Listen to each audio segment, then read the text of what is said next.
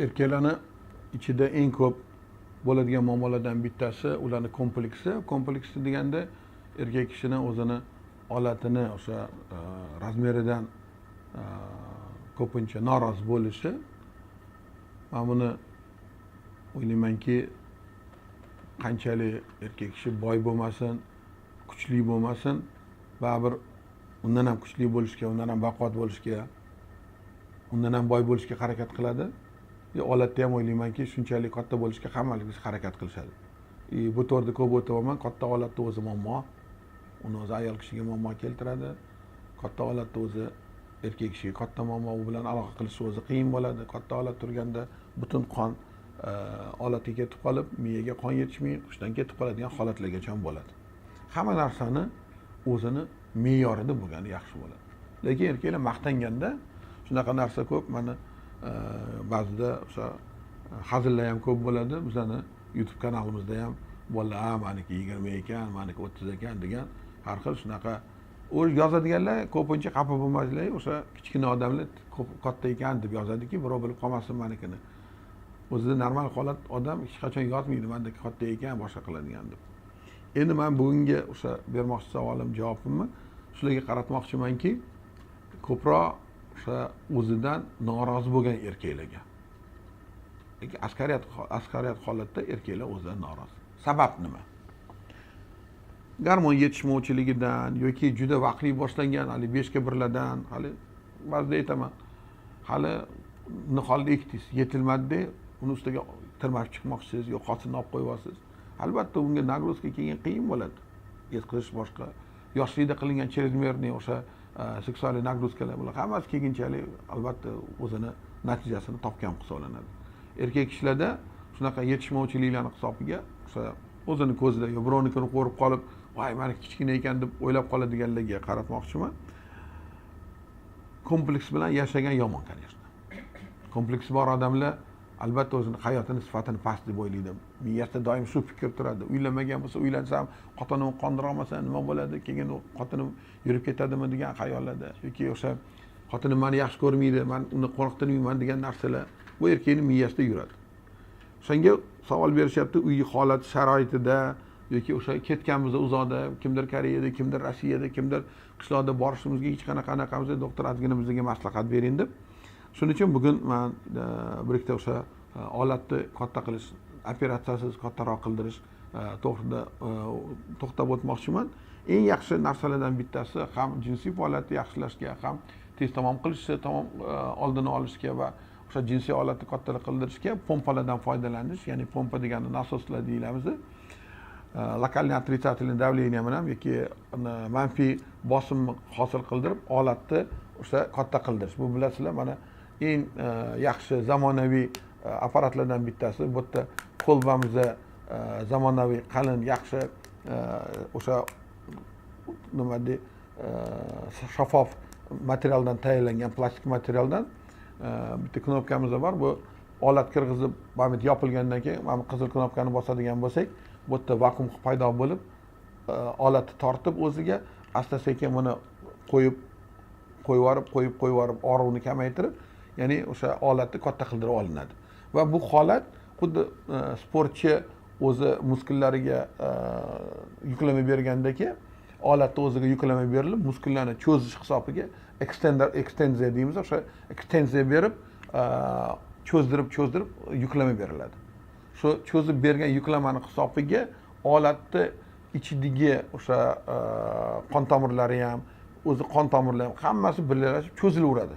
Cho'zilavergandan keyin yaxshigina o'sha yuklama olganning hisobiga qattiq yaxshi ereksiya bo'ladi. Keyin bu majburiy vakuum bo'lib, majburiy ereksiya qilgani uchun даже ichkida qanaqadir o'sha muammolar bo'lgan bo'lsa, kasalliklarning hisobiga boshqa qilganda ham ular kengayib, o'sha qonni kelishi yaxshilashib, qon tomirlarining ham ish faoliyati yaxshilashib, keyin darzal venalar deymiz, hali ketadigan, olib qochib ketadigan venalar bor. Ularni yopilishi qiyin bo'ladi.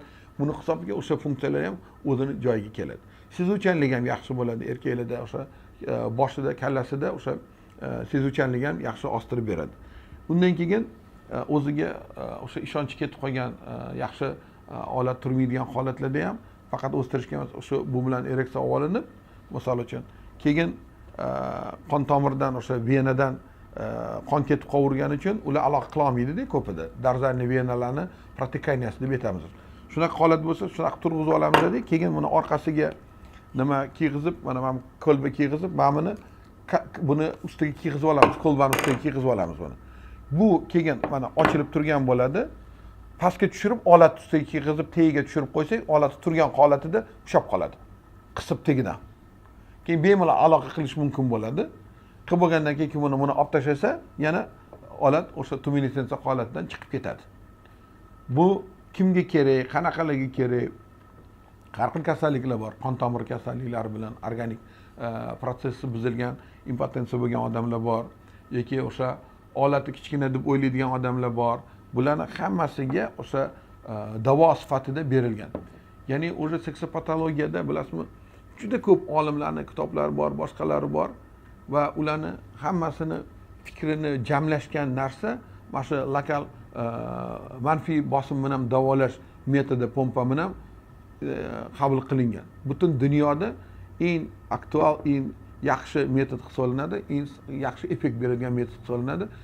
Tezda ko'zlagan niyatga yetish mumkin. Agar shunaqa apparatni olinadigan bo'lsa, uyda holatida, sharoitida bu har bitta apparat uchun albatta disklar bor.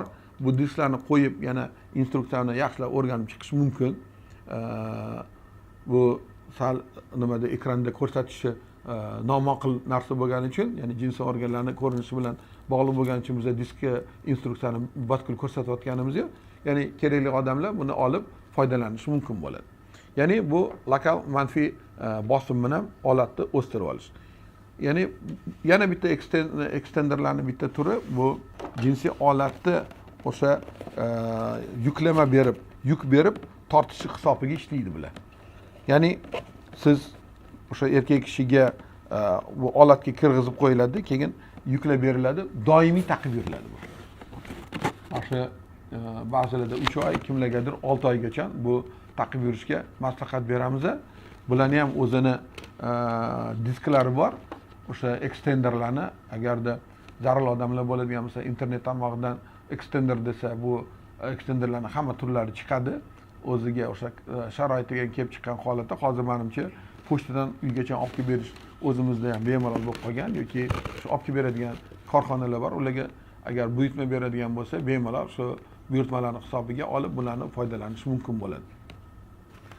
Bundan tashqari har xil hozir yana boshqacha ekstenderlarning turlari, pompalarning turlari, har xil apparatlar chiqib ketgan. Ular masalan professional apparatlar ham bor buning ichida. Biz uni statsionar holatda qildirib beramiz.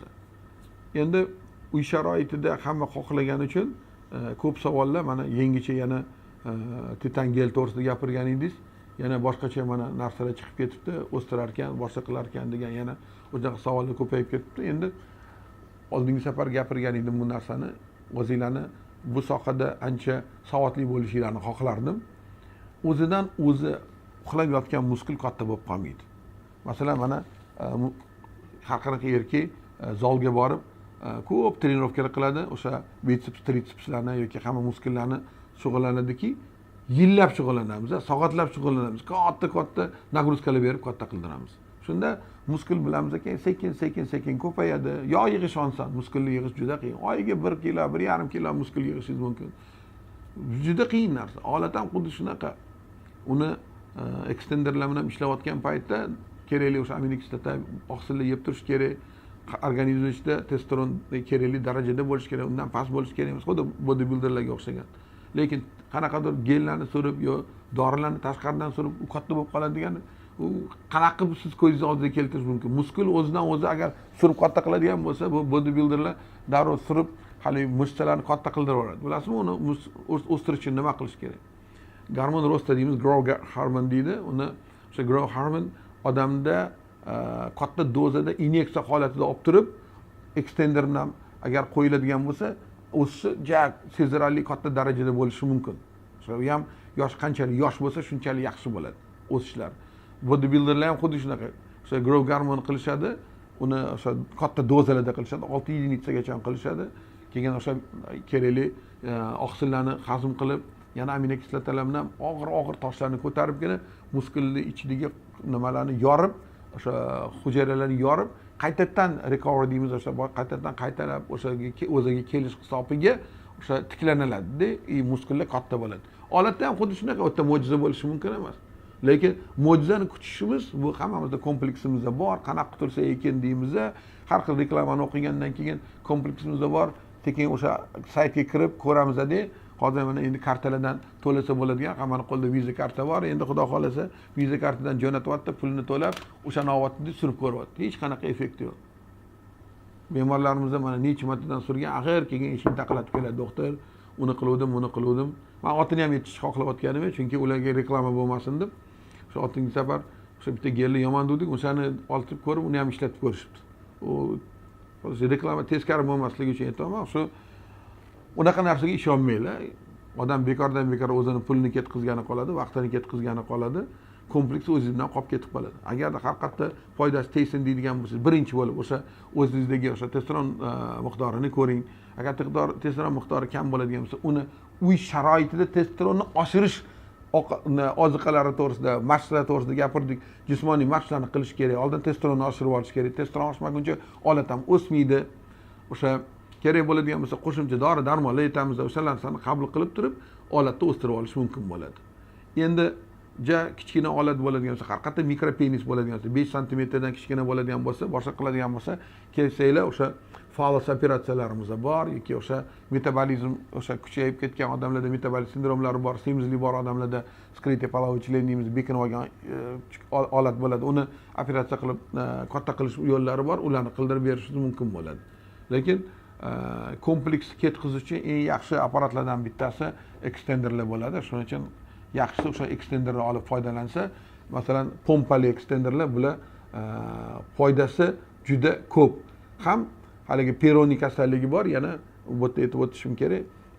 Jinsiy olatni o'sha deformatsiyasiga kiradi. Bu sinish, haligi qiyshayib ketish holati bo'ladi aloqa paytida. O'sha qo'pol aloqa qilingan paytda olatni travmasi ham bo'ladi. Shu olatni travmasini orqasidan shunaqa deformatsiyalar hosil bo'ladi. Shulardan bittasi Peyronie kasalligi, u keyinchalik o'sha olatni qiyshayib qolishiga olib keladi. Uni davolashda ham mana shu ekstenderlardan keng qo'llanilsa bo'ladi.